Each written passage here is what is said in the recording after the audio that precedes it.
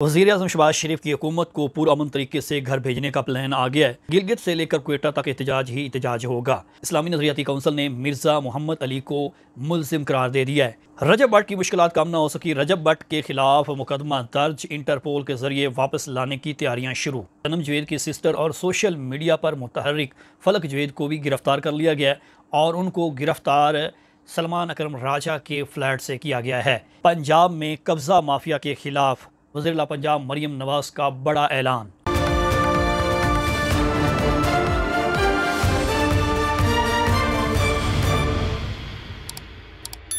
अस्सलाम वालेकुम, मैं हूं सुहेल अब्बास बलोच और आम तरीन खबरों के साथ आपकी खिदमत में हाजिर हूं। अभी तक आपने मेरे चैनल को सब्सक्राइब नहीं किया तो चैनल को सब्सक्राइब कर लें, वीडियो को शेयर और लाइक भी कर दीजिएगा। वीडियो देखने का शुक्रिया।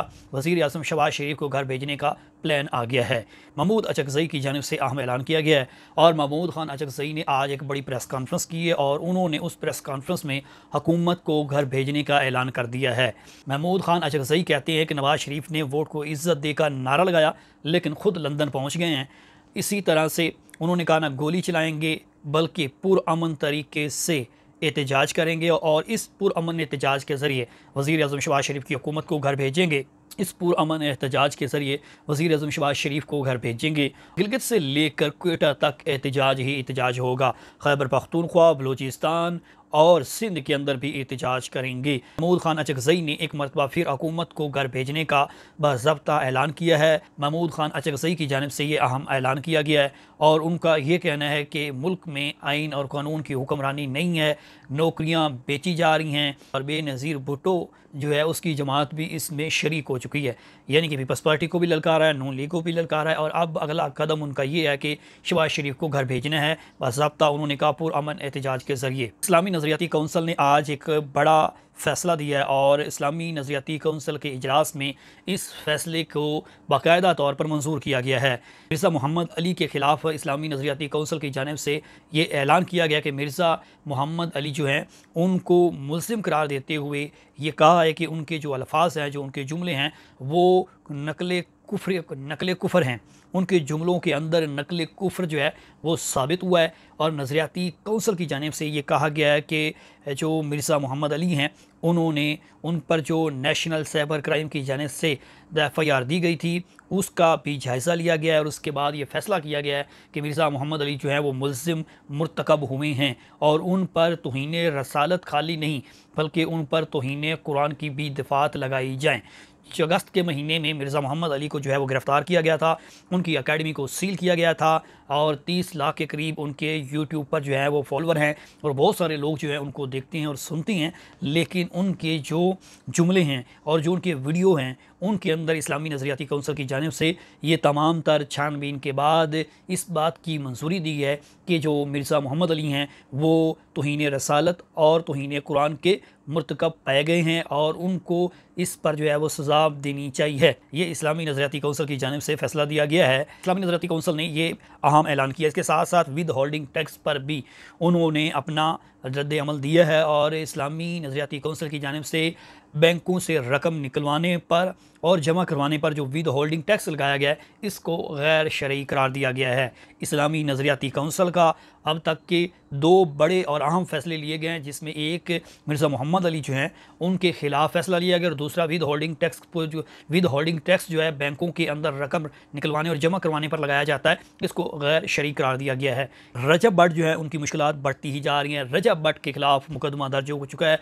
यूट्यूबर जो है वो मुसलसल बरूने मुल्क में रैश पज़ीर हैं, पाकिस्तान नहीं आ रहे हैं। नेशनल साइबर क्राइम एजेंसी जो है वो यूट्यूबर के ख़िलाफ़ जो है वो उन्होंने शिकंजा तैयार कर रखा है। यूट्यूबर की गिरफ्तारियों के लिए छापे भी होते हैं। इससे पहले डकी भाई गिरफ्तार हुए और मैंने आपको अपने वीलॉग में ये बार बार बताया कि अब डकी भाई जो है वो जल्द बाहर नहीं आएंगे। पुलिस केस में डकी भाई की ज़मानतें भी होती रही हैं, डकी भाई बाहर भी आते रहे हैं, लेकिन नेशनल साइबर क्राइम एजेंसी जो है इसकी गिरफ्तारी के बाद डकी भाई जो है बहुत ज़्यादा दिन हवालात की हवा खाएंगे और मेरी खबरें जो हैं वो वो यकीनन बहुत सारी सच साबित होती हैं। तो अब डकी भाई के बाद नंबर है रजा भट्ट का, और रजा भट्ट पाकिस्तान में तो है नहीं।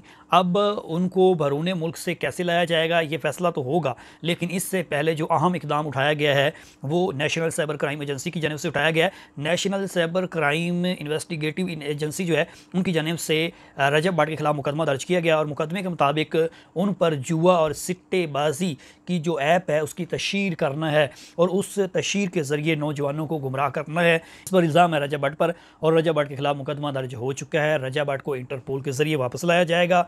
ये नेशनल साइबर क्राइम एजेंसी की जानिब से फैसले कर लिए गए हैं। रजा भट्ट ने पाकिस्तान आना है तो नेशनल साइबर क्राइम इन्वेस्टिगेटिव जो एजेंसी है वो उनको गिरफ्तार कर लेंगे। बहरहाल मुकदमा दर्ज हो चुका है। इसके अलावा 2 और यूट्यूबर हैं, उनके खिलाफ भी मुकदमा दर्ज हो चुका है। डकी भाई के बाद नंबर आने वाला है रजब भट्ट का। रजब भट्ट जो है उनको गिरफ्तार करने के बाद, डकी भाई को गिरफ्तार करने के बाद, मज़ीद चंद यूट्यूबर जो हैं उनको गिरफ्तार करने के बाद नेशनल साइबर क्राइम एजेंसी जो है वो दीगर लोगों को इंसाफ दे पाएगी या नहीं, ये भी मेरा एक सवालिया निशान है। और सबसे अहम बात यह है कि जुआ खेलना गैर कानूनी है, ये मैं पहले भी कह चुका, लेकिन क्या यूट्यूबर जो कि आसान रसाई है इन्वेस्टिगेशन साइबर क्राइम की, और वो उनको गिरफ्तार कर सकते हैं, लेकिन जो लाखों की तादाद में जुआ मुख्तलिफ जगहों पर मैच पर खेला जाता है, मैच पर लगाया जाता है, उसको क्यों नहीं पकड़ा जाता और उसके खिलाफ क्यों नहीं कार्रवाई की जाती? और जो लोगों के और जिन साहिलीन के खिलाफ फ्रॉड हो रहा है और जिनको जैज़ कैश के ज़रिए फ्रॉड हो रहा है, बैंकिंग फ्रॉड हो रहा है, उनको national cyber crime investigative agency क्यों नहीं गिरफ्तार करती? हज़ारों की तादाद में साइबर क्राइम के अंदर एप्लीकेशन पड़ी हैं, लेकिन लोगों को इंसाफ नहीं मिल रहा है। लोग जो है वो दफातर के चक्कर लगा लगा कर थक कर घरों में बैठ गए हैं, और नेशनल साइबर क्राइम इन्वेस्टिगेटिव जो एजेंसी है अब उसके पास एक ही मुद्दा है, यूट्यूबर को पकड़ना है। यूट्यूबर के खिलाफ कार्रवाई करनी आसान है, यूट्यूबर ने कहीं छुपना नहीं, भागना नहीं, और उनको आसानी से गिरफ्तार किया जा सकता है। और इसके साथ साथ जो अदारा है उसकी वाह भी हो जाएगी और अफीसरों की वाह भी हो जाएगी। डकी भाई को देख लें, डकी भाई की गिरफ्तारी के बाद नेशनल साइबर क्राइम इन्वेस्टिगेटिव जो एजेंसी है उनका नाम बज रहा था। जो ऑफिसर ने गिरफ्तार किया उसके धड़ाधड़ जो है वो इंटरव्यू हो रहे थे। चौधरी ने कोई लोगों को लाखों की तादाद में इंसाफ दिलवा दिया है, हरगिज़ ऐसा नहीं है। अब बदकिस्मती ये है कि हम शोहरत के लिए कुछ भी कर जाते हैं। National cyber crime investigative agency ने रजब भट्ट के खिलाफ मुकदमा दर्ज कर लिया है। नेशनल साइबर क्राइम एजेंसी जो है वो जहां यूट्यूबर को गिरफ्तार कर रही है, वहीं पर सोशल मीडिया पर जो रियासत मुखालिफ तारीख चला रहे हैं, ये रियासत के खिलाफ बयानियाँ बना रहे हैं, उनको भी गिरफ्तार किया जा रहा है। पाकिस्तान तहरीक इंसाफ की जो सनम जवेद है उनकी सिस्टर हैं, और उनकी सिस्टर फलक जवेद है, उनको गिरफ्तार कर लिया गया है। और उनको गिरफ्तार इस इल्ज़ाम में किया है कि उन्होंने रियासत मुखालिफ बयानात जो हैं वो सोशल मीडिया पर जारी किए हैं। उन्होंने रियासत मुखालिफ जो है वो उनको बयान देने पर गिरफ्तार किया गया है। अब 2 खबरें आ रही हैं जी फलक जवेद के हवाले से। एक इचरा से खबर आई कि उनको इचरा से गिरफ्तार कर लिया गया है, दूसरी खबर इस्लामाबाद से आई कि उनको इस्लामाबाद से गिरफ्तार कर लिया गया है।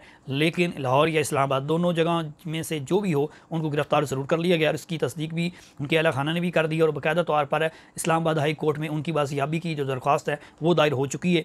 और जो सनम जवेद हैं वो इस वक्त नेशनल साइबर क्राइम एजेंसी की हिरासत में, और कल उनको ज़िला कचहरी में पेश किया जाएगा। फलक जवेद जो हैं इस वक्त national cyber crime investigative agency जो है उनके पास है, और उनको कल फलक जवेद को अदालत में पेश किया जाएगा। और NICC जो है उनकी जानिब से उनको गिरफ्तार किया गया है। और एक खबर ये भी चल रही थी कि शायद जो सलमान अकरम राजा है उनके फ्लैट से उनको गिरफ्तार किया गया है, और इस पर जो है वो खबरें चल रही थी। लेकिन सलमान अकरम राजा का रद्द-ए-अमल है, और उन्होंने कहा कि मैं तो ऑलरेडी जो है वो जेल में केसेस के हवाले से था, तो मुझे तो उनकी गिरफ्तारी की भी खबर नहीं है। बहरहाल ये एक खबर जो है वो आई है, फलक जवेद जो है उनको गिरफ्तार कर लिया गया। सनम जवेद इससे पहले वो मुतअद्दिद मरतबा जो है वो गिरफ्तार हो चुकी हैं, और अब उनकी जो सिस्टर हैं फलक जवेद उनको भी गिरफ्तार कर लिया गया, और इनका ताल्लुक पाकिस्तान तहरीक इंसाफ से है। शायद इसलिए जो है वो अब पुलिस के अदारों के निशानों पर हैं और उनको गिरफ्तार कर लिया गया है। वज़ीर आला पंजाब मरीम नवाज़ कहती हैं कि कब्ज़ा माफिया के खिलाफ बड़ा क्रैकडाउन करना है। पैरा फोर्स वज़ीर आला पंजाब मरीम नवाज़ ने बना दी, और उसके साथ साथ अब उन्होंने कहा है कि ये पैरा फोर्स जो है वो बड़ा अच्छा काम कर रही है। आज उनसे हलफ भी लिया है, एक परेड थी उनकी पासिंग आउट की, और उस परेड में वज़ीर आला पंजाब मरीम नवाज़ पहुंची हैं, उन्होंने खिताब किया, और ख़िताब में वज़ीर आला पंजाब मरीम नवाज़ कहती हैं कि ये जो कब्ज़ा माफिया है, बेवा की ज़मीनों पर या गरीब लोगों की ज़मीनों पर जो कब्ज़ा कर रही हैं, इनके खिलाफ पैरा फोर्स कार्रवाई करेगी, और कार्रवाई तो कर रही है, लेकिन इस पर आइनी और कानूनी तकाज़े देखना ज़रूरी है।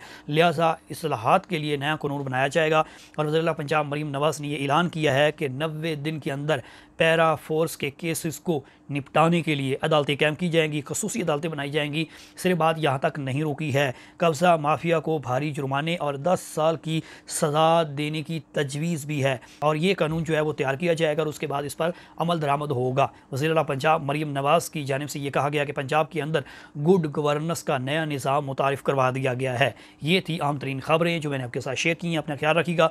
सुहेल अब्बास बलोच को दीजिए इजाज़त। आपसे फिर मुलाकात होगी। अल्लाह निगहबान।